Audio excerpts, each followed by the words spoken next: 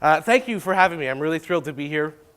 And was said, I've spent a lot of my childhood in and around this area in Simcoe and Tillsonburg and Delhi.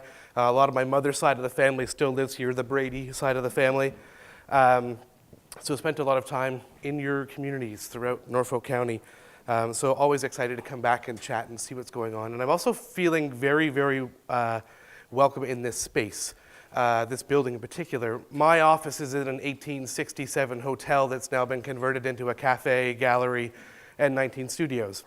And it looks a lot like this. It's local art on the walls, it's brick, it's the original light fixtures, that sort of stuff makes me feel very at home. So I feel at home in your space.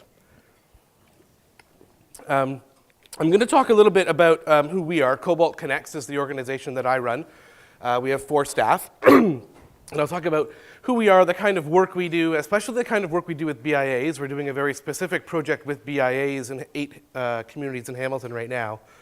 Our work primarily focuses on arts, culture, creativity, but in the last couple of years, the lines between all of those things and however else we like to define ourselves as people and communities have started to really blur. So we play with all sorts of different people, whether it's social justice groups, churches, schools, BIAs, municipalities.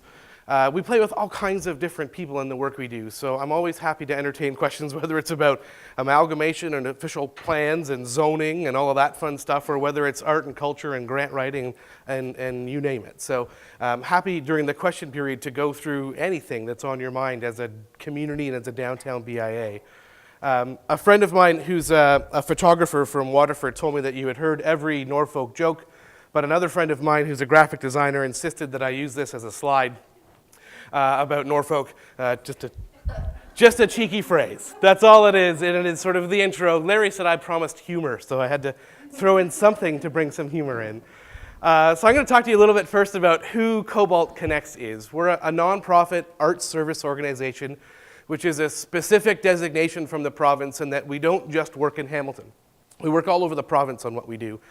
And our job is to not create any art, but to create the environment that allows culture and communities to thrive, whether it's through art or economics or whatever it might well be. So we do all kinds of different work, and our brand is broken up into 3 different categories. We started on the far end with spaces. So in the summer of 2002, I was hired by the local arts council to take something off of their strategic plan and see whether I could move it forward. And the idea on the strategic plan was to create a co-location facility. That was the end of the idea.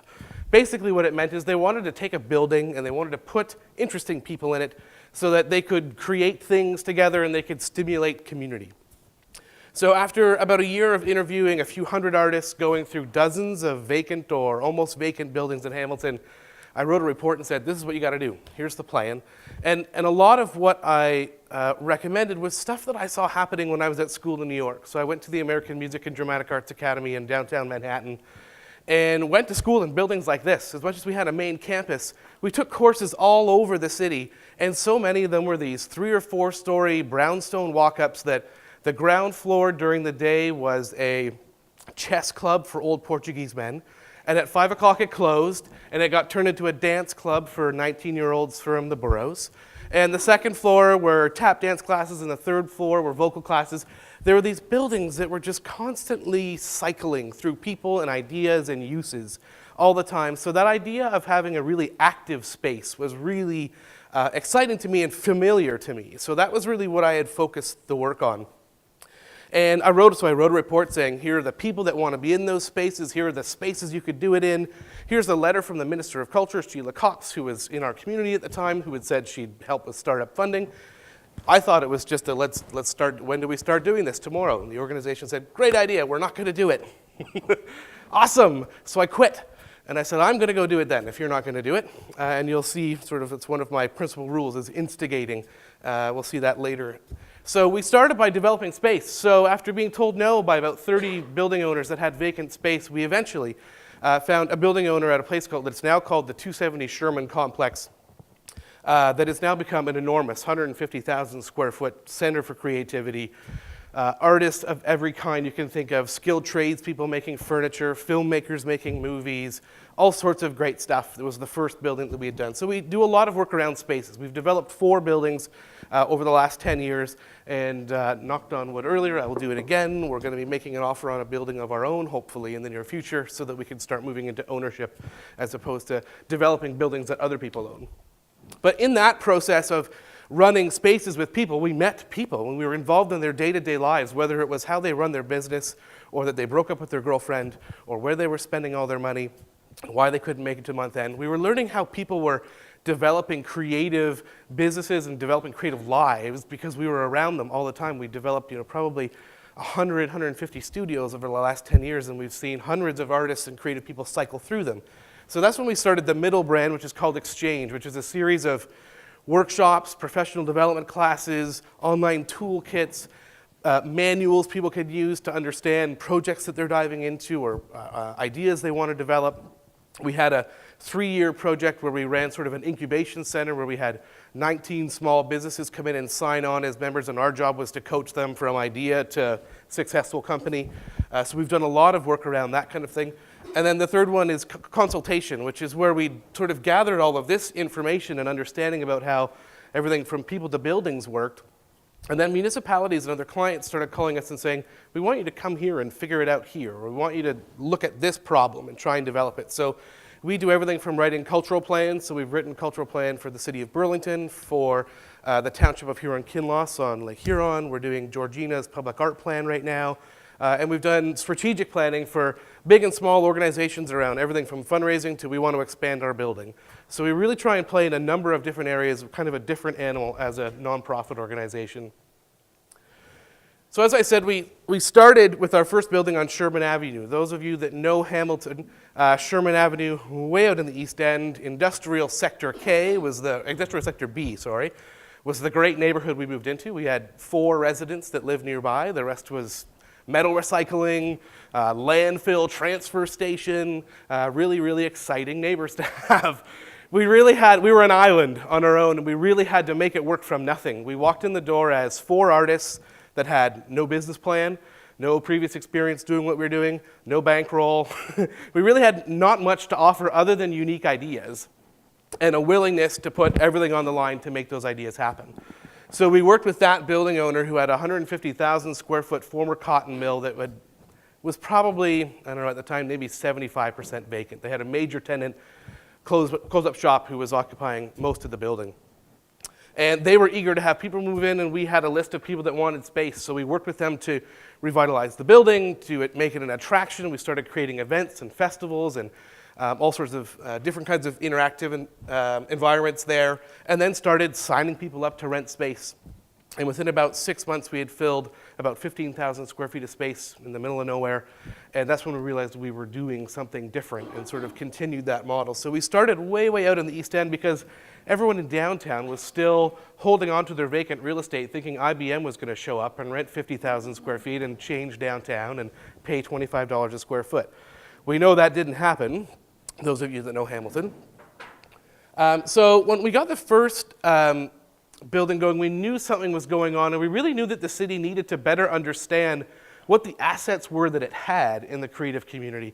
So when we rebranded, we started this project where we started doing what's called cultural mapping to a certain extent, where we wanted to visualize where the sector was in our community. So this was this is on our website. You can go to our creative directory. Anyone can log in, create a profile for themselves, whether they're an individual, a small business, a nonprofit.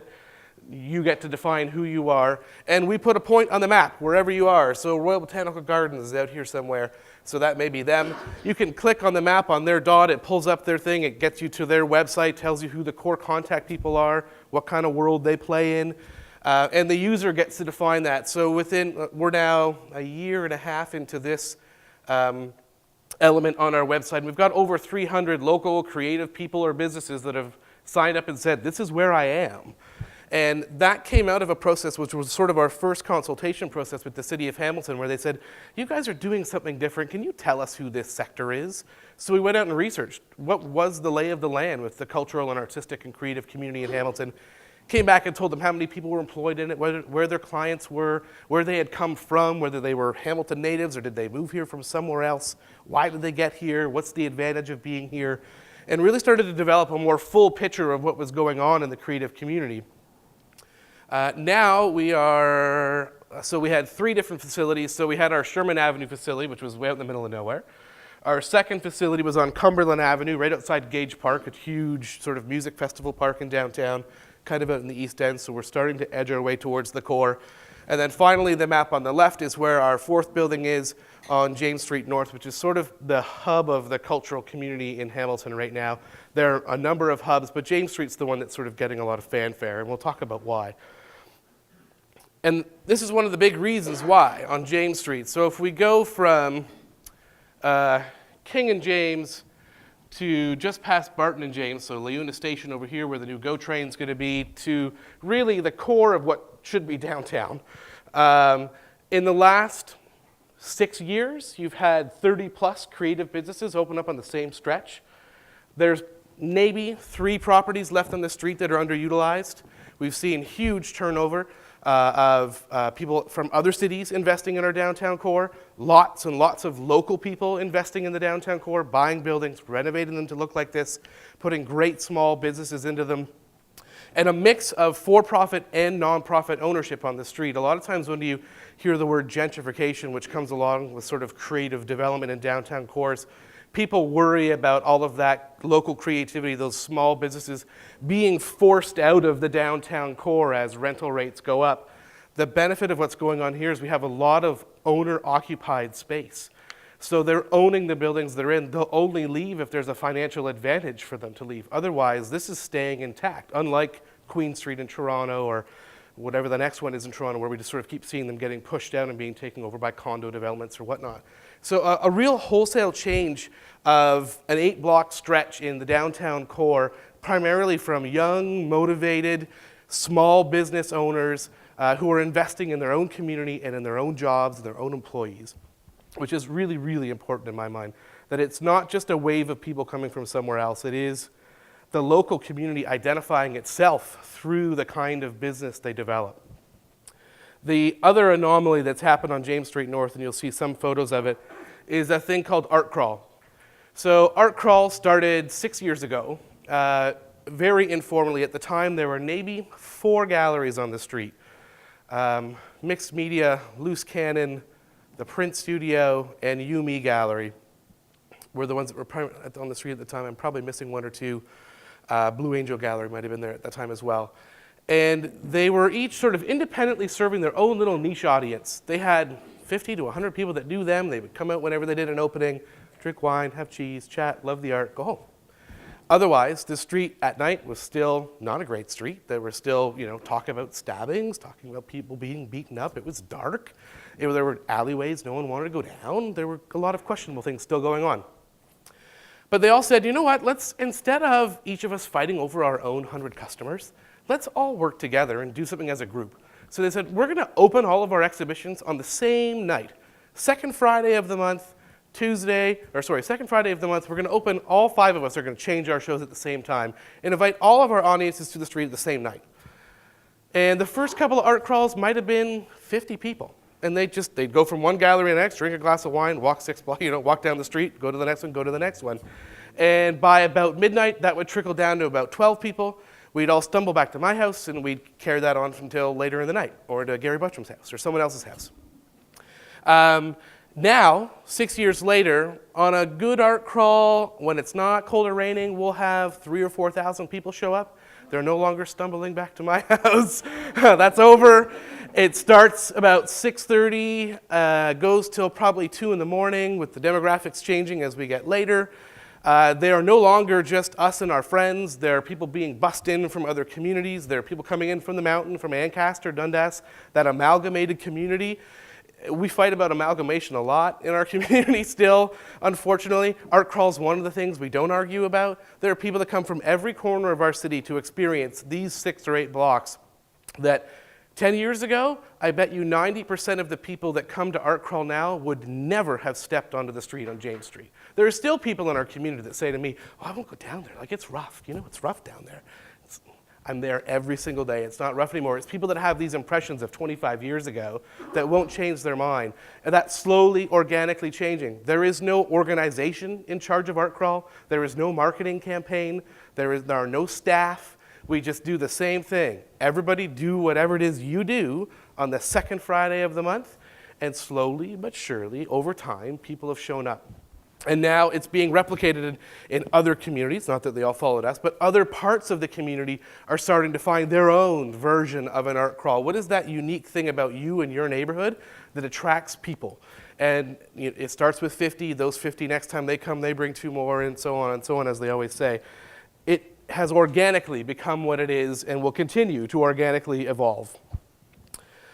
So a handful of projects that we're involved in to sort of give you a sense of the kind of work we do.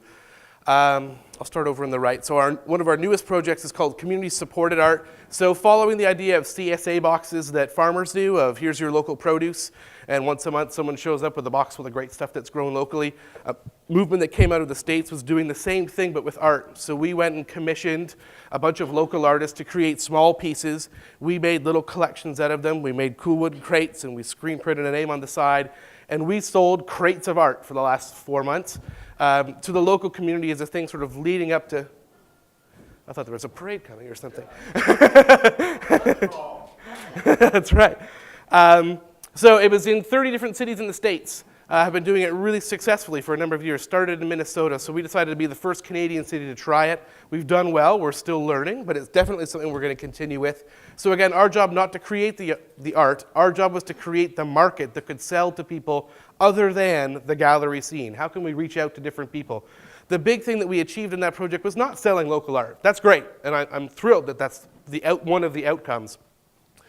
The line that we wanted to crack, or the wall we wanted to crack with that project, was that we got Hamilton Health Sciences, the City of Hamilton, St. Joseph's Hospital, the Mustard Seed Co-op, a volume of about 90,000 people through these major institutions agreed to send out e-blasts to all their donors and members and employees saying, here's a way you could try and buy local art.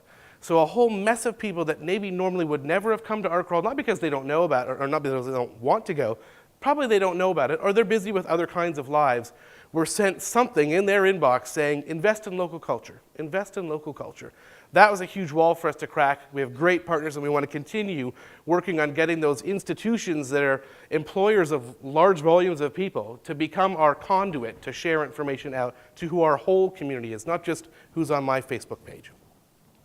Etsy Me was a fun one for us, so that was our first step into the craft world and a great partnership with a huge craft institution, Etsy, the online marketplace for people in craft. We hired a team of local photographers and invited craft artists who had never signed up to Etsy before. For I think it was $40, you got an hour and a half or so with a professional local photographer to document your work, make it look beautiful, sign you up on an Etsy shop, get you signed in, and get you selling your art to a huge online audience. Band Together is a project we did to stimulate some of the local music community. Hopefully we're going to get funding to do it again in a much bigger way. But we let local musicians submit to us an idea for a new music video with the idea of wanting to create online viral videos. So these aren't things that are going to get played on much music. We want them to go viral on the internet. Come up to us with crazy music video ideas. We're going to give you some cash and some resources and some of our time and our connections. Make them happen, get them up online, and start promoting them. So we did 4 bands last year. We're hoping to do 6 this year and adding a whole other level of sort of marketing component to it. So as much about them creating new art, it was about us creating a tool for online sharing of Hamilton's got a music scene. Here are some great artists. Think about Hamilton when you think about music. Work of Art was a series of workshops in partnership with CARFAC.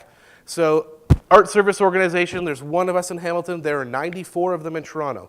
Our job now is to make those other art service organizations in Toronto who play on a provincial mandate. They're supposed to serve the whole province. Pay attention to Hamilton, come over, partner with us, and get involved locally. So it was a partnership with CARFAC. It was a really great series of learning workshops. HDMI is the Hamilton Digital Media Interactive, so it's an event with ourselves, the City of Hamilton, and the Innovation Factory, all focused around anyone that does anything digital in our community, whether you're a provider of equipment, whether you're a filmmaker, whether you're a programmer. Come together in one night, learn who each other is. So we have about 350 people that come out to that every year, and just network, just talk to each other, make connections, understand who else is playing in the scene that you play in. And then the one that I think is most interesting to you is a project called Expressing Vibrancy that we're about 9 months into. It's funded by the province, a number of different funds through the province. And it was the final year of a fund that was funding all the cultural planning that's been going on across the province. And in the final year of the fund, they said, anyone's got a wacky idea, throw it at us and see if we can fund it. So we threw a wacky idea at them. We said that we wanted to work with 2 really unique labs at McMaster to really try and understand what do we do as a community. How do we express our culture out into the street? So if we walk down the main stretch of Simcoe, what are we seeing that tells visitors, people, residents, that you're in a place that's filled with culture? Whatever your culture is, you define it. So we've chosen 8 BIAs in Hamilton. Studying their street, we've gone and counted everything you can think of. Every bench, every tree, every flower pot, every sign in your window. We've recorded when your hours of operation are, you name it. We've counted it and documented it in this thing we call the mega chart. So we've got all of this information. Then we've had 250 people from high school students to 75-year-old ladies walk through these neighborhoods and tell us their impression of it. What is jumping out at you? What's important to you? What are you seeing? What are you not seeing? What do you think the culture of this neighborhood is? Do you feel like you belong? Do you fit in? Do you feel inspired? What might it be? So they answered 15 questions as they walked through these neighborhoods. Now we've gathered all of that information together and we're going into a place at McMaster called the Music in the Mind Lab, the only lab of its kind in the world. 100-seat theater where you sit and watch immersive video or images or whatever you might want to put on a screen in front of you. Think of it as a movie theater. But while you're watching that, we're recording your heartbeat. We're recording whether you're sweating. We're recording whether you're fidgeting. What's called physiology. So we're trying to get a sense of what your body is saying to you when you're in these spaces, seeing this content, so that we can say, this is what's physically in the neighborhood. We made a big chart of all that. This is what you said you felt when you were in the neighborhood. And now we're going to tell you what your body is saying when you're in the neighborhood. Because your body responds to fear and fun and excitement and all of these different things in very different physiology ways. Much like a lie detector, totally. So we're now determining where are the through lines? What are the things that everybody loves? What are the things that 30-year-old men love? What are the things that university students love? So that if we're going out to develop our BIA, what are the things that we must have? What are the things that we are kind of nice to have? If we want to attract someone to a space, what are the things they truly respond to that make them feel I'm in a space about me? So that's what we're doing with Expressing Vibrancy. At the end of the day, we create this cool interactive website where you can go and look at each of the 8 neighborhoods, figure out what the strengths are of each of them, what kind of people are being attracted to them, and what are the assets in those communities that make them truly exciting and invigorating cultural spaces. How am I doing for time? I'm going to race to this next one. I've got 8 minutes. So I've got about 7 or 8 rules that I use for creating space, creating engaging space, and encouraging people to play a role in those engaging spaces. So the first one, they're all I words. So the first word is intention. You must go out with intention. If you go out with just wanting to do something because we've always done it that way, or if you go out with 14 intentions, you're going to fail. I'm going to tell you right now, you're going to fail. You must go out with a focused intention. So this is the corner of James Street and Cannon Street, mixed media, a fantastic little art supply, curiosity shop that Dave Couric runs. And this is a standard art crawl night in the middle of summer. You see people in costume, you see people that are wearing suits, you see people in shorts. And the intention of art crawl was get bodies on the street. We don't care what bodies, we don't care what time they show up. We want them in front of our business, because without people in front of your business, they're not going to go in. Step 1 is get them on the street. So the intention was quite simple. It wasn't clouded in some crazy big branding marketing scheme. It was get bodies to our commercial district. Keep it simple. The second one was instigate. You must instigate things. If we all sit around and wait for someone else to solve the problem, if we wait for council to solve the problem, if we wait for the BIA to solve the problem, if we wait for that store next door to finally clean up their storefront, solve the problem, we're going to be waiting a long, long, long time. We have to instigate things. So this photo, blurry bus photo, is from a project that we started that we passed off to another group a couple of years in called Art Bus. I got a phone call one day to my office from a bunch of fourth-year visual arts students from McMaster University. They are 8 minutes away from James Street North. They're in their 4th year of university in our community, and they called me and said, we've heard about this art crawl thing. Like, what's that all about? Where is that? I'm like, are you serious? Hop on the city bus called James Street. It meets you out front of the campus. Get on the bus and come down. They're like, oh, I don't know, it sounds pretty complicated. So we rented a bus ourselves. I took $400 out of my own pocket and said, I'm going to meet you at the corner of Main and Sterling. You're going to get on the bus, and I'm going to take you to 10 galleries that are going to fill you full of wine and show you art. They're going to love that you showed up. It was packed. And it continues to run now. It started with students. It's now going to Ancaster to pull people down. It's going to Burlington to pull people in. So a really simple, cheap tool was used to instigate action. If we waited for them again, we'd be waiting a long time. You got to instigate things. Instruments, and I don't necessarily mean guitars and banjos and ukuleles. We have to think about the instruments that we use to connect with people. A lot of times, especially around cultural things, also municipally run things, no offense to the municipal folks in the room, we overcomplicate the message. We overcomplicate the tool in order to get people to engage in what you do. Keep things, again, it's that old keep things simple rule, and really think about the user as opposed to you. Make it based on them. You've got your intention. You already set your intention in slide 1. Now you're thinking about what is the tool we're going to use to get people here. I think of, there's really simple tools, there's really exciting ones too. If you want someone to Google and look at, to think about, like, where can you go with weird tools, look up the former mayor of Bogota, Colombia, Enrique Peñalosa. He does crazy stuff. So they had areas of downtown Bogota that were just kind of gray and falling apart and not looking great. They literally had a program where you could come and get free paint. Any color paint. They had a room full of paint. It was green paint, blue paint, yellow paint. Go paint anything. Go paint whatever you want. Where you'd get stretches of the city where people would show up and say, all right, I can't afford the paint. That's why I haven't painted my building. So they show up and they take 4 cans of paint. They paint their building orange. They paint their building green. You get these neighborhoods that are just like, pow, all of a sudden they're alive. Another really crazy one that I recently read about, they had a real problem with traffic control. People were running red lights, stop signs didn't mean anything, no one cared where the lines were, they did whatever they wanted. They started to institute bylaws, they'd go out and they'd fine people, they'd ticket people, they'd have people directing traffic. It didn't matter, people were getting mowed over if they were trying to direct traffic. So he said, all right, I'm gonna try a completely different instrument on you. Mime is a really, really, really strong art form in their culture. It really means something very different to them.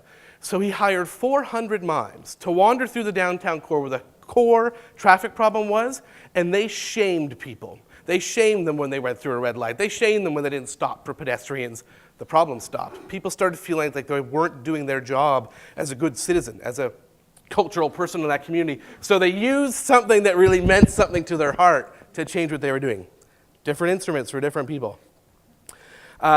Integrate. When we started Art Crawl, it was really about the 4, 5, or 6 galleries on the street. We really fought for a long time saying this is an art thing. This is a visual art thing. So food trucks, stay out of our neighborhood. A cupcake guy, you're not allowed here. You know, we kind of drew boxes around it sometimes and said, this is our thing. Don't mess with it. Don't change the name. No performance art. This is visual art. And so cupcake guy. Art Crawl is now about music, dance, theater, visual art, food, food donations for the local shelter, dropping off mitts and hats in the winter. You name it, Art Crawl's about all of those things. And the more we integrate people into what we're doing in our spaces, the bigger the audience becomes. Art Crawl's no longer just about coming to see galleries. It might be the place where, you know what, I know once a month I can drop off canned goods there. So if I can't get out during my normal workaday world, I can make it out on a Friday night and make it fun. Great. Welcome to the family. Be a part of the big picture that is our community. So integrate everybody and anything you can as a project grows. Intersection. I wish this was a little brighter. So this is a photo of Supercrawl. Supercrawl is different than Art Crawl. Supercrawl happens once a year in September. I'm on the board. It's run by a board of directors, but really primarily run by a group called Sonic Onion. It's a local music label who really said, you know what, we want to kind of amp it up. And they wanted to show their music prowess on Art Crawl. So Super Crawl, we closed down the whole street for 8 or 9 blocks. We erect enormous music stages. We have this group, Circus Orange, show up and do things of pyrotechnics and setting things on fire and shooting people in the air. And the whole street is alive. It's probably 100,000 people that show up for a Super Crawl. It's an enormous economic impact in the downtown core. It has enormous cultural volume, is what I'll call it, in the core, in that, again, throughout the day, you'll see everything from babes in arms to grandma and every demographic in between as the programming shifts throughout the day. It's a really incredible thing. And so this one's about intersection, because this is literally at the corner, the same corner, mixed media is over here, where we are literally taking up a prime intersection of roads in our downtown core. When you shut down streets, it means something to everyone. Some people will complain, some people will love it, but everyone in town knows about it. Everyone in town knows when you close down James Street. Oddly enough, that creates conversation. So I'm all into playing with physical intersections, but it's also that Supercrawl is an intersection, again, with integration between things. It's art meets music, meets community planning, meets the circus, meets all of these things. So it's about figuring out where are those places where you can connect people that might be disparate groups into one common, united voice about something, and really create an intersection where those people in their groups and their audiences all are forced to come together. The people that love the opera show up because the opera's involved. The people that love the HPO show up. The people that love the children's art programming show up. The people that love the really crazy performance art madness show up. All of those people are milling in one space for a weekend, and they get to know each other as a physical community of people. So intersections, I think, are super important. And then infiltrate. Sometimes, again, municipal people, close your ears. Sometimes we need to take on spaces that maybe we're not sanctioned to take on. You hear about things like tactical urbanism really being popular right now. Sometimes it's taking over parking spaces. Sometimes it's taking over that empty lot that no one's got a building on that has never had something there. Sometimes it's using the front of the school on the weekend when maybe you don't have permission, but you're doing a good thing. So let's see what happens. Let's experiment with space. Infiltrate spaces that aren't normally cultural spaces. Sometimes that's City Hall, sorry? Yeah, absolutely, absolutely. Things that are not often planned. They're these tight little moments where people can see space and people and ideas in a different way by it not being an overly prescribed, planned thing. And I think that might be the last one. Oh, last one's investment. So again, sort of time. This is the side of the Hamilton Artist Inc. during Supercrawl. So Supercrawl is almost $1 million event to pull that event off. Paying for bands, paying for stages, closing the road, all that fun stuff. And each little storefront organization along the street has to think about how is it going to get involved in Supercrawl? How am I going to have impact? How am I going to have visibility? How am I going to be engaging to people in that community? And not everybody's got $1 million to spend. Definitely not an artist-run center doesn't have $1 million to spend. So what did they do? They put out 4 buckets of chalk out front of their building and said, go to town. It was packed with people that, like, it's pretty rare that a 7-year-old engages in an artist-run center. They were packed. They were packed with families going in and figuring out what was going on. People were writing something about themselves on that wall and seeing it left for the rest of the community to see what they were doing.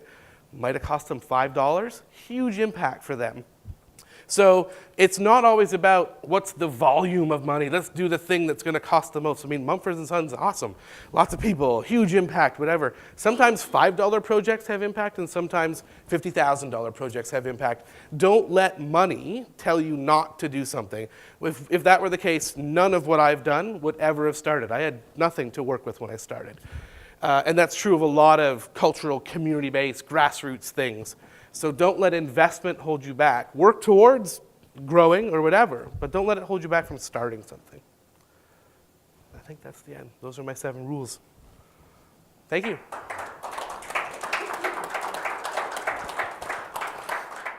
Do you have any kind of measurements or estimates of what the economic impact has been, or projections of what it will be, or what a particular event or initiative is? Like what can we do to get more people on board? And that's going to be convincing them using some kind of metric that implies a benefit to them. So do you have anything to say on that? Sure. So it's true, and especially around culture, community development stuff, everyone always wants some sort of evaluation at the end of the day. The fight in the world tends to be between qualitative and quantitative. We want to put a number on it saying it was worth $50, or we want to say that Mary said, I love downtown Simcoe because ... Pile A, the money number side, seems to be what municipalities want, big sponsors want, in order to justify continuing to invest in something. And we've failed to put the weight on qualitative responses. It's always sort of a battle. And that's not because municipalities don't care about qualitative. Of course they do. That's where their voters are and their residents are saying what they do and don't love. But at the end of the day, they have to justify to finance, or you as voters, or a tax increase or whatever, which is a number. So through the process of cultural planning, every community should come up with what is that evaluation system that we want. How much of it is numbers? How much of it is feeling? What we're doing with Expressing Vibrancy is adding another layer to that, of sort of a more scientific layer to that. And there's a million different ways you can do all of them. There are standards around events and festivals. There's a format called TREAM, T-R-E-A-M. I can't recall what each of them means, which is a standard economic impact evaluation for festivals that the province uses for almost all of their major festival grant writing programs. That's the mechanism they use to justify what a project is worth at the end of the day.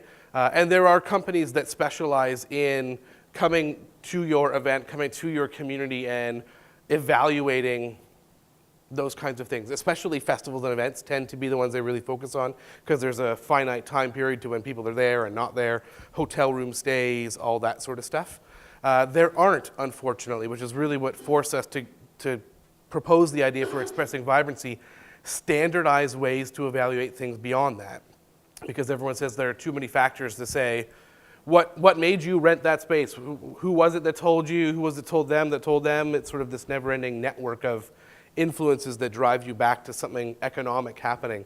I think the big thing is, again, sort of with the investment thing, so often communities fail to start the evaluation process because they're waiting for there to be a standardized way to do it, as opposed to in smaller communities. So here on Kinloss, when we did their cultural plan, they accessed money through a regional tourism program to do a familiarization tour where they had residents from each of the amalgamated communities up there go visit the other communities and write a one-pager about what do you think and feel about those communities.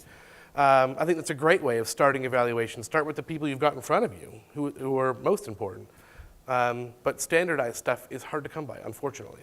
So you're saying that this, just right up my alley, familiarization tour, because I was going to ask you a question earlier about when you said how you were getting the heartbeat of these people, hooking them up and seeing what's turning them on, which, you know, from different age groups, right? I thought that's really interesting. Then I thought, well, I'm going to ask you, if you have that, something like that you could give us, that gives us the demographics of the 17-year-old, the 25, the male, the female, the 75, and I was going to ask you that question. Then I come to my senses and thought, well, of course, Hamilton people think different than Simcoe people do. Right. And then I'm thinking to myself, well, Simcoe's rural. Or, I mean, we're drawing from all these outside areas.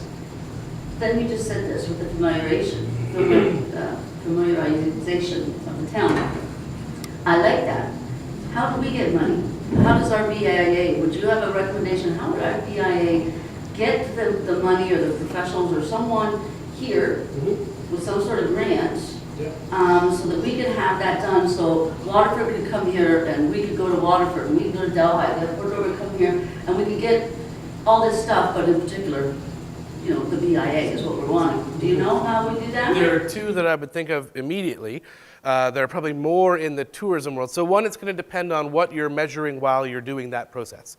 So if it's something cultural, and culture can be defined very, very broadly, there are two funds that I would look at. So there's the Cultural Development Fund, which is through the Ministry of Culture.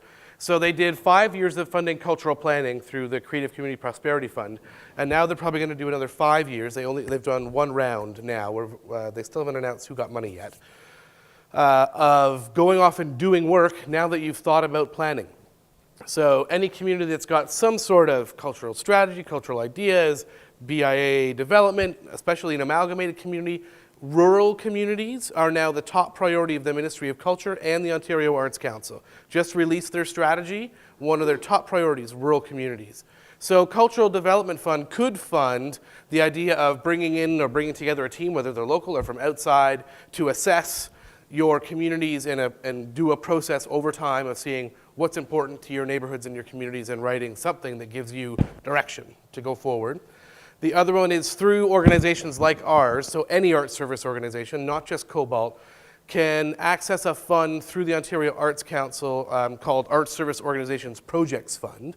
It's not a ton of money, I think it's 10 grand, for us to do projects in communities beyond ours to help you assess cultural need of whatever it is, and then to help implement the things that you've defined as needs. So you could have us or CARFAC or any number of organizations come in and help you do that assessment and help you roll things out. So those are the two that I know about quickly, but there are, there's also the RED Fund. I don't know if you apply to RED, which is big dollars if you've got the right project. No? Okay. That's better than kicking the face. But, yeah. But I mean, for something of this, so, and then the other, with my other hat on, my Expressing Vibrancy team would not be happy if I didn't say this. We're building this online tool that will let you look at the 8 neighborhoods we looked at. And all of the information that we gather goes into some sort of an assessment. We're sort of working out the details of that now. Now that we've built that tool, to go in and say, let's look at downtown Simcoe, is literally like a fill-in-the-blank sheet.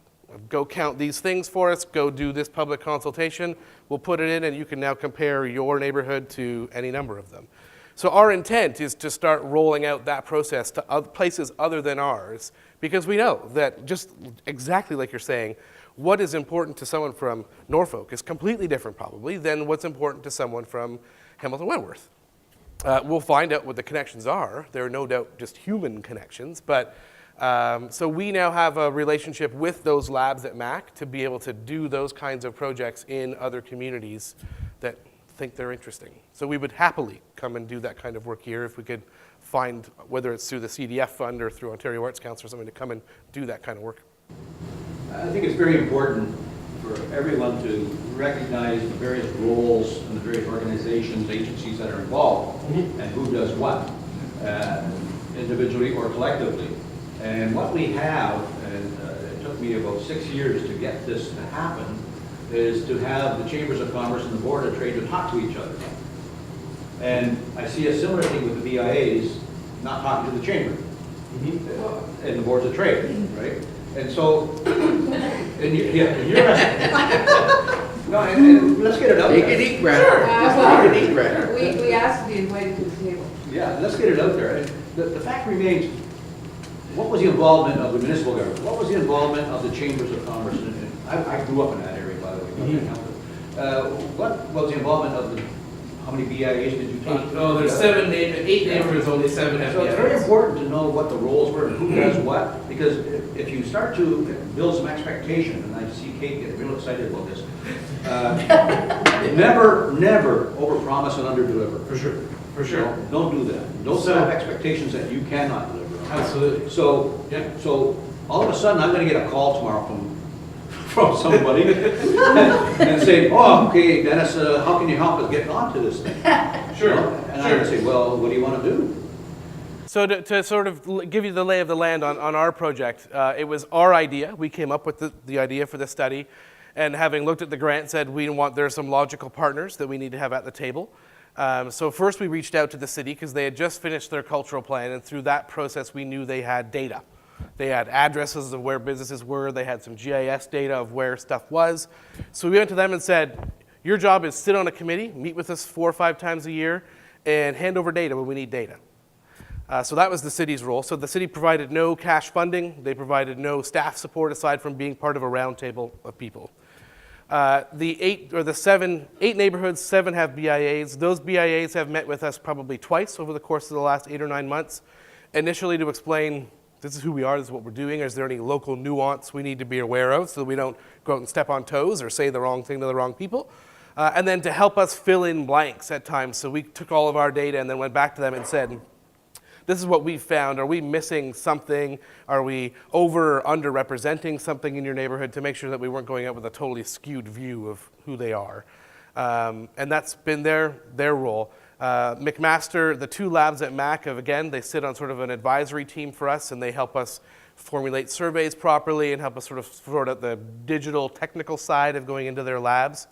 And then we got a separate grant through a group called, funder called MyTax, which I had never heard of before, which funds, in some cases, outside academia organizations to hire on PhD students and PhD candidates with specialties in really tight things. So we have this great guy named Darren Sear, who's from the sociology department, now working with us to dive into this data and understand it from a researcher point of view.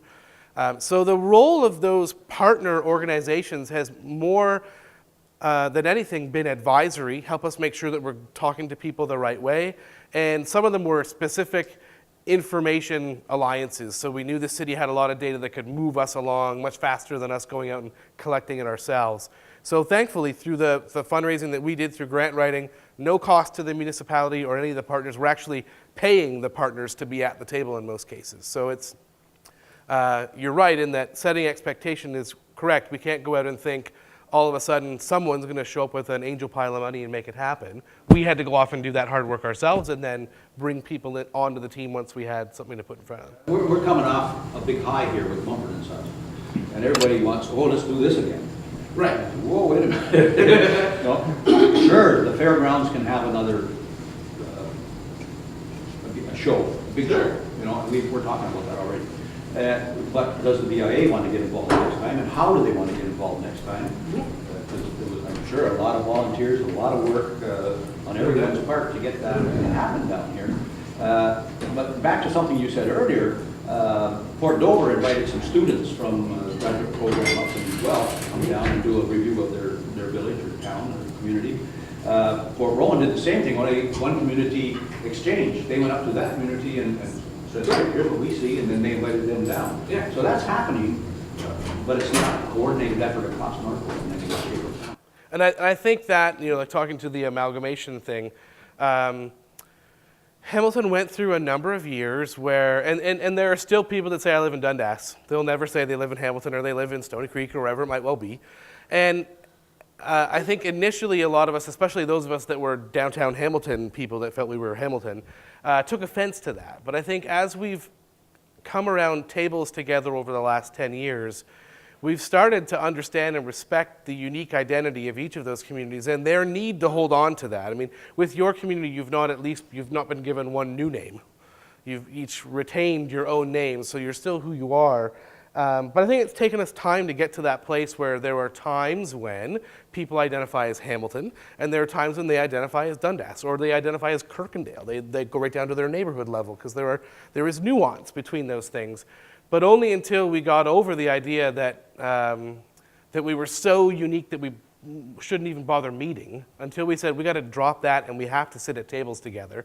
And kind of like you've done, we have to throw the big, hairy, audacious things on the table and say, let's deal with this, because until we talk this out, we're not dealing with the stuff that really matters.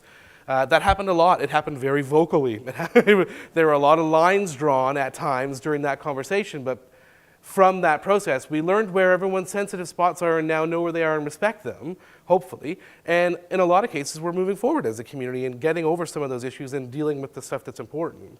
So it takes leadership to do that. It takes somebody's. From my perspective, it almost doesn't matter. Someone needs to step up and take ownership of leading that charge. And I would say that, yeah, there are probably some issues that the municipality must lead, or there are some things that the BIA must lead. It is their bailiwick to deal with that issue. But there are other things where someone, just anyone who's got the fortitude and the patience to step up and lead, have to do it. And again, you can't sit around and wait for other people to instigate. If there's a problem and you know the first 6 people to start with talking about that problem, start the conversation. Get the 6 people on one page and invite 6 more, and keep going until you've got some sort of critical mass to deal with an issue. So I just wanted to put a finer point on one of the things you mentioned, because I've heard you say it a couple of times. So what I'm hearing is a cultural plan not only does what a cultural plan does, but it also opens doors for additional funding Oh, absolutely. to improve business areas Yeah, and absolutely. to create new growth. So that's certainly a jumping off point to economic development that maybe people aren't necessarily always aware of. Absolutely. Cultural planning has, ideally has 4 key areas to it, one of which is called culture and the economy is one of the 4. So I think it's culture and the economy, vitality, cultural landscape, and number 4 is what? It's not coming to mind. Culture and the economy deals with employment. Where are the people that are being employed? How are they being employed? What kind of jobs? What kind of income are they making? All of that sort of stuff. So there's definitely an economic element there, and understanding that, and then understanding how to leverage and grow that. So there's definitely an economic spin there. Within that section, there's also clusters and hubs. So hubs are places of activity. This could be a hub. If this is a place where the community gathers organically on their own and people make connections and go off and do business informally or formally. So physical spaces, City Hall could be a hub. Clusters are understanding segments within an industry. So within the creative and cultural industry, there's filmmaking, there's animation, there's dance, and likewise in manufacturing, there's all kinds of different clusters. So understanding those elements of the economy are super important. And cultural planning, is a nice big Venn diagram in the center. The cultural plan is that thing that should inform both City Hall and the broader community on direction to take, actual actions to take to develop those things. And all of the information that you gather in a cultural plan, in my mind, is defining who this place is. Who is it from an industry perspective? Who is it from a demographical perspective? Who is it from, from a personality and a physical asset perspective? All of that information is for economic development and for human development. So yes, a cultural plan absolutely should lead to economic development. And if your cultural plan doesn't clearly articulate how it can do that, it's a failure of a plan. And if I might, the core of Simcoe has so much going for it. And, we've got Artsco over here, we've got the Pottery Guild over here, we've got the little theater, we've got the young players over here. There's so much going in down. The Art Center is going to become, by September of this year, an art center. But they're not talking to each other. So I can build the bridges, but I can't force them to cross the dam. Is there an arts council either locally or within the region? I didn't think so, but I wasn't sure. No, we're working on a sports council right now. That's where their focus is. So arts, Not Arts was supposed to do that, wasn't it? Oh, yeah. Artsco, yeah, but they don't get out of that top floor and reach it. and it's tough work. The world of arts councils went through a huge shift. So arts councils started primarily in the early 1970s, where if you could say the word art, the government threw money at your face. And they started everywhere. All across the country they started. And they started with these impossible mission statements of we're going to serve anybody, any kind of art, anytime, amateur, professional, any discipline. We'll do anything for everybody artistic. And maybe in the 70s, that was the environment that they were built in, and that was this sort of open, sort of free, exploratory, cultural thing. And then we go through periods of the 80s and the 90s, funding starts getting hacked off, the limbs are left, and arts councils across the country closed. Very few communities. Hamilton is lucky to be one that has maintained it. Edmonton's a wonderful example of a city, big region that has a great arts council. But a lot of them died off. They couldn't fulfill those mandates and couldn't sustain the funding. Now we're seeing communities start to revive their arts councils, not necessarily through cultural planning. So I think sometimes cultural planning has instigated that, but also because I think in the last, and maybe this is my age, in the last 5 years, people have become more informed and engaged in wanting their community to represent them than I've seen in my career.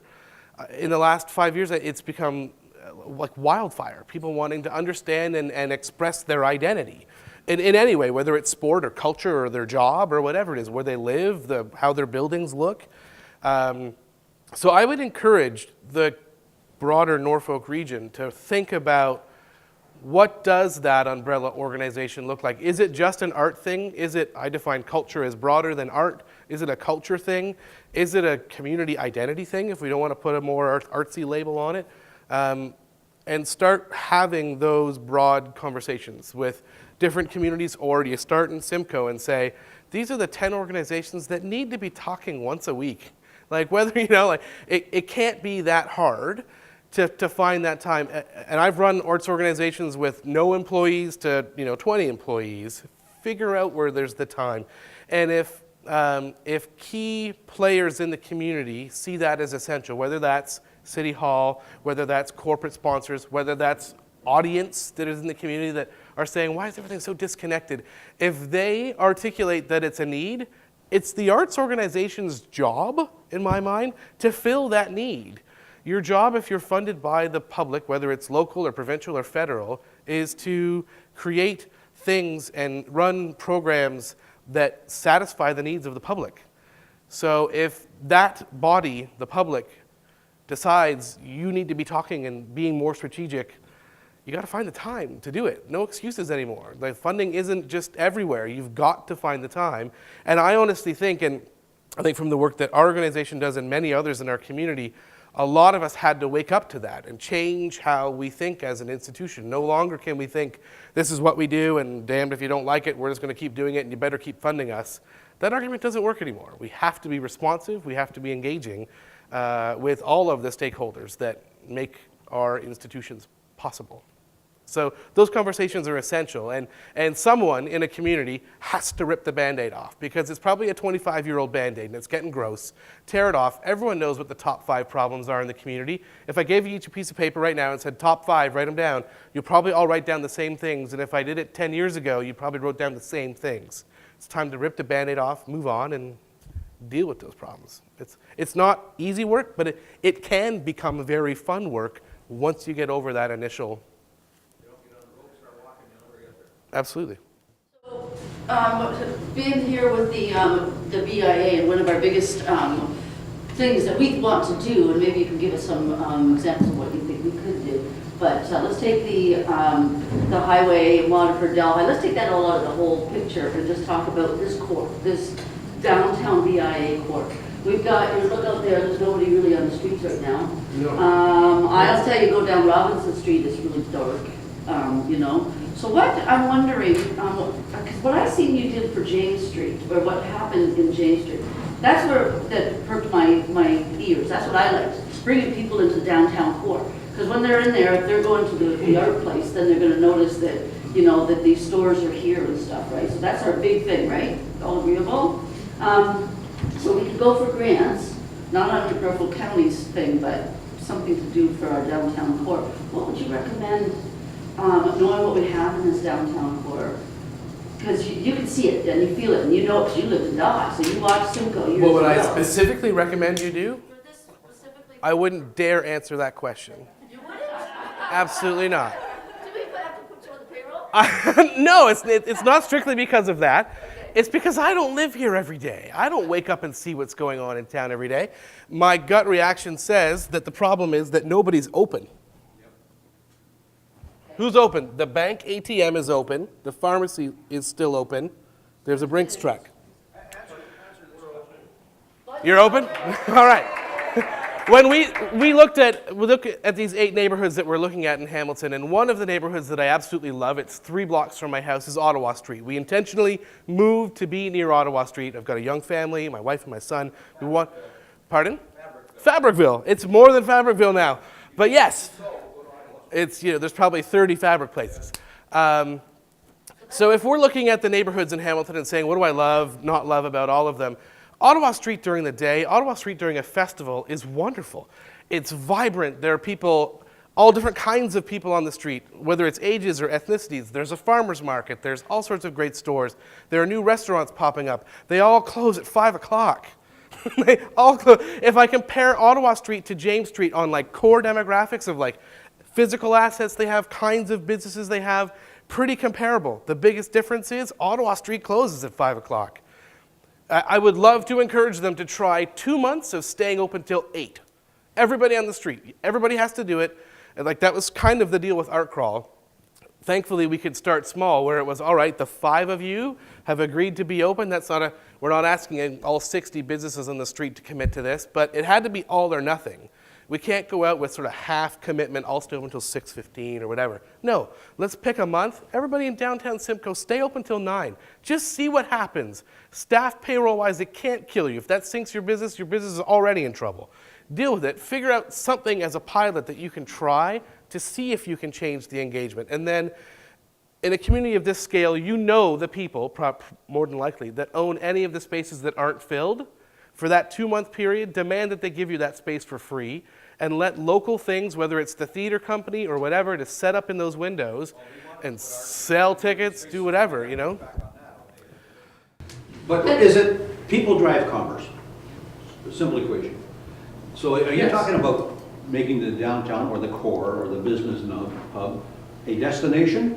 Or are you talking about having people live in that hub? The live is the long-term goal, absolutely. The goal with the James Street, you know, now that it's been 10 years of its curve, and we've mapped to a lesser extent, not nearly as well as we've mapped everything else, we've mapped the cultural development over time from like 1890 to now. When did we have spikes as businesses started and died and whatever? Where were they a little bit? James Street has gone through these plateaus a couple of times over the last 40 years. This is the first one that's doing this.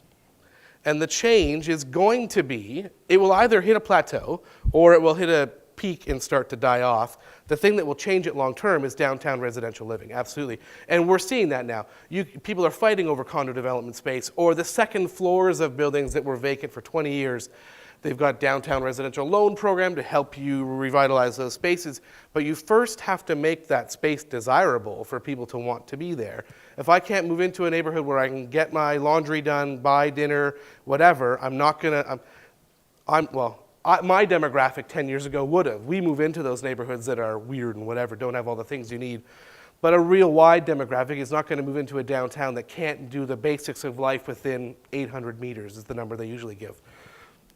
So you've got to start with, and it's sort of like this, get off the horse and start doing, get on the horse and start doing something.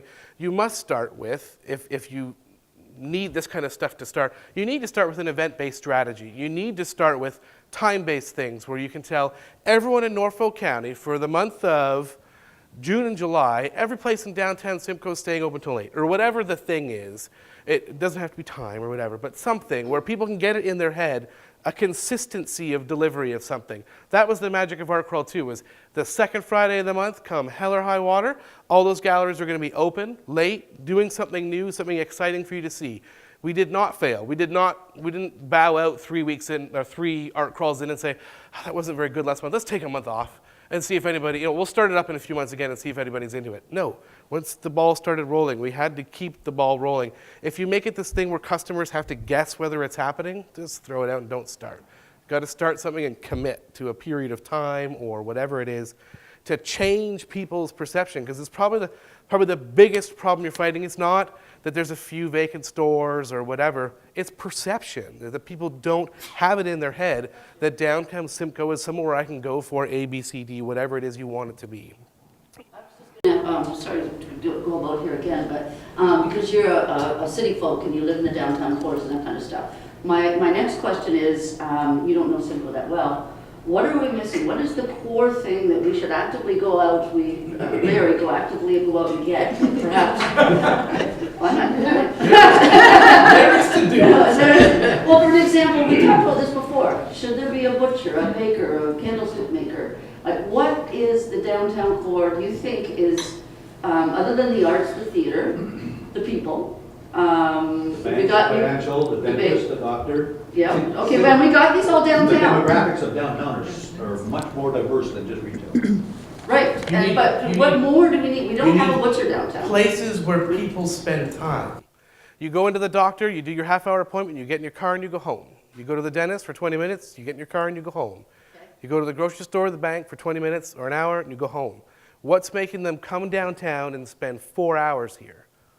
What is it? I don't know the answer. What's the thing that's making them want to come and spend their Sunday here or their Saturday here, or their Tuesday afternoon here. It can no longer be about the quick in-out services. Those things are great. We're actually at the point where we're trying to fight the other way around. We want doctors, dentists, the human amenities to be in our downtown core. We've got enough, on James Street at least, of those exciting identity building, cultural things. Everyone, even the cultural people in the community are agreeing with that we need a good place where you can get breakfast. We need a doctor, we need a vet, those sort of things. Those are starting to show up now. If you've got the other end, if you've got all of those service retail-based things, you need things that people are going to spend time doing. That's what they need to be doing in your core. If they're not doing that, they don't know this space. They know their doctor. They don't know downtown. That's my gut feeling. Where do they go linger? I think it'd be amazing if where the Norfolk was is where Simcoe Little Theatre was, and it was more of like a cultural center where there was things going on. There was an art space. There was stuff where people knew they could come and go That's there. a key spot, But isn't it? yeah, I don't think that's like not going to happen anytime soon. If I was a family and I had 2 small kids, where would I go and spend 2 hours downtown? Downtown Simcoe, what would you do? Well, the Strand Theater. That's one, I suppose. Where? Sorry? Redevelopment. We have a Strand Theater. Movie theater. They do. So that's something that you're going to go do on a weekday night or on a Saturday midday kind of thing. You'll go into the theater. You'll watch a movie for 2 hours and then you'll leave. Tuesday, it's cheaper. All right. You'll pack it on Tuesdays. I want to know how are you drawing those people to just park their car downtown, and instead of driving to downtown and saying, I'm going to go to the Metro and buy my groceries, and then I'm going to go see what's in the clothing store, how are you enticing them to come downtown and park their car and not know what their game plan is? They just are going to know that there's enough stuff to do down here that they can come down here for 3 hours. That's what they need to figure out. And if they don't feel that, in my mind, it means that they don't think this space is about them.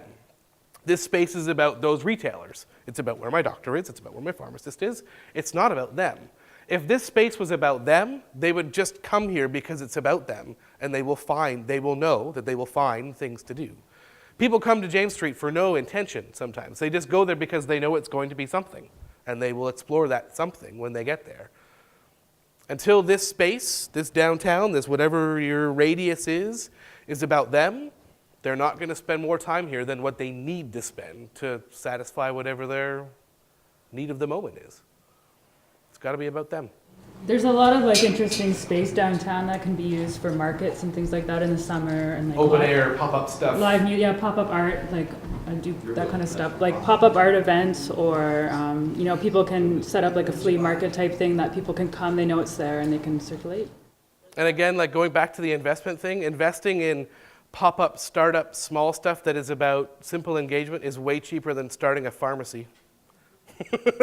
Like, the money you need to put into encouraging your local artists or your local organic butcher or whatever it is to come down for a Saturday and say every Saturday I'm going to be here is way less than trying to convince them to open a brick and mortar store forever. If you look at what Les has available, what happened in the Simcoe Town Center Mall with cider cake during Christmas time? Yeah, that's fabulous. Yeah. Yeah. So why not over here? Say to Buds, hey, you got some stuff you want to really sell, move it over here, and we'll flash it up, and somebody else who's got more to sell, put it all in that building, you'll still get your money, right? But it's a pop-up store. It may last for 2 weeks, and then you close her down, then you start something else. You can do that with, like you say, the butcher and stuff, with these empty spaces, they're not getting any revenue, you might as well give them some revenue and get what we need in here. And if you want the market moved, then tell us. Tell us. Where did the market used to be? Larry, where did the market used to be? In the parking lot. Right across from where Peter is. Yeah. That's the It used to be with the arena. Yeah. Right? Then they tried to start one downtown. It was great through the summer, but then in the wintertime, and then they just left it down here. They never did bring it back downtown. You gotta start thinking outside the box. There are piles and piles and piles of examples in places like Portland and in Pittsburgh, in Alexandria, places in the States that have really dove into this idea of pop-up, startup, short-term retail that they sound easy. They sound like just show up with your stuff and we'll jazz up the window. No offense. They're a little more complex than that. They take a commitment on both the whoever is being put into that pop-up space and the owner of that pop-up space. If the owner of the pop-up space says, great, well then for 4 weeks I get my $20 a square foot. Now everyone has to compromise. Everyone else has to figure out where that goal is.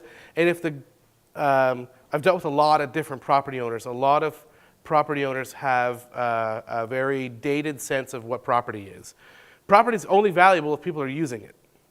And if your firm line in the ground as a property owner is that I only let people use the space if they sign a 5-year lease, or this is the rental rate, or whatever it is, dead in the water. They have to get creative about how they. And if there's a landlord here, I don't mean to be singling you out. You have to be. He was one of the first people to learn what a pop-up shop was. All right. But even when we did that pop-up shop, like, it wasn't as busy, you know, until the actual weekend. Like, there wasn't hordes of people in there. And they take time, right? So if you've done the pilot, it's again, it goes back to if you've created a bit of an idea with people, you've started a pop-up shop, you have to say, in my mind, you have to commit to saying, this space is going to be a different pop-up shop every 6 weeks for the next 6 months or something, so that people know I can go there and I probably won't know what it was. Maybe you keep it a secret what it's going to be until it's opened and launched or whatever, so that people are enticed back to see what the next new thing is. What are they going to come up with this time? I had no idea we had a whatever in town. So again, it's that commitment of pilot is one thing, but giving people something consistent to drive to is, I think, essential if you're experimenting with space. And that's what all that stuff is. It's experimenting with figuring out how your space can be leveraged to draw in new people, new investment, new ideas.